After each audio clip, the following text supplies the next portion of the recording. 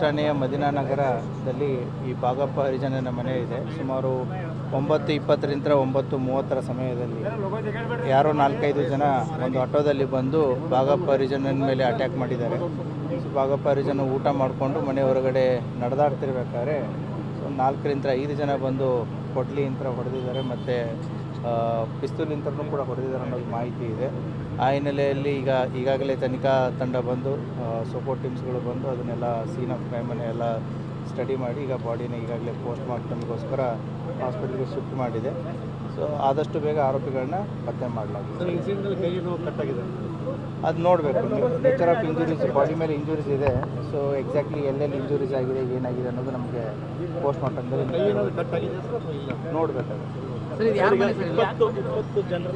ಬೈಕಲ್ಲಿ ಬಂದಿತ್ತು, ಲೈಟ್ ಎಲ್ಲ ಬಂದಿದ್ರು, ಮತ್ತೆ ಗುಂಡಿನ ಶಬ್ದನೂ ಕೇಳಿದೆ ಅಂತ ಹೇಳ್ತಾ ಇದ್ದಾರೆ ಸ್ಥಳೀಯರು. ಅದು ಎಷ್ಟು ಜನ ಬಂದಿದ್ರು ಅನ್ನೋದು ಇನ್ನೂ ನಿಖರವಾದಂಥ ಮಾಹಿತಿ ಇಲ್ಲ. ಈಗ ಮನೆಯವರು ಹೇಳಿದ ಪ್ರಕಾರ 4ರಿಂದ 5 ಜನ ಅಂತ ಹೇಳಿದ್ದಾರೆ, ಗುಂಡಿನ ಶಬ್ದ ಅದನ್ನು ಹೇಳಿದ್ದಾರೆ. ಸೊ ಅದನ್ನು ವರ್ಕೌಟ್ ಮಾಡ್ತಾರೆ.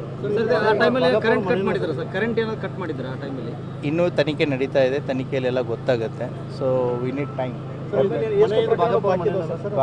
ನಮಗಿರೋ ಮಾಹಿತಿ ಇದು ಬಾಡಿಗೆ ಮನೆ ಅಂತ ಹೇಳಿದ್ದಾರೆ, ಬಟ್ ಸಂಬಂಧಿಕರು ಯಾರಾದರೂ ಇದ್ದರು ಇಲ್ಲಿ? ಇನ್ನೂ ನಮಗೂ ಅದು ಸಂಪೂರ್ಣವಾದ ಮಾಹಿತಿ ಇಲ್ಲ. ಸೊ ಯಾರಿದ್ದಾರೆ ಯಾರಿಲ್ಲ ಅದನ್ನು ಕೂಡ ಚೆಕ್ ಮಾಡ್ತೀವಿ. ಸೊ ತನಿಖೆಯಲ್ಲಿದೆ. ಎಷ್ಟು ಕೇಸ್ ಬಾಕಿದ್ದು ಬಾಗಪ್ಪನ ಮೇಲೆ ಸುಮಾರು 10 ಕೇಸ್ ಇದೆ. ಇವನಲ್ಲಿ 6 ಮರ್ಡರ್ ಕೇಸಸ್ಗಳಲ್ಲಿ ಇವನು ಅಕ್ಯೂಸ್ಡ್ ಇದ್ದ. ಒಂದು ಅಟೆಂಪ್ಟ್ ಟು ಮರ್ಡರ್ ಕೇಸಲ್ಲಿ ಅಕ್ಯೂಸ್ಡ್ ಇದ್ದ, ಒಂದು ಆರ್ಮ್ಸ್ ಆ್ಯಕ್ಟಲ್ಲಿ ಅಕ್ಯೂಸ್ಡ್ ಇದ್ದ. ಸುಮಾರು 1999ದಿಂದ ಒಂದು ಕ್ರಿಮಿನಲ್ ಹಿಸ್ಟ್ರಿ ಸ್ಟಾರ್ಟ್ ಆಗಿದೆ.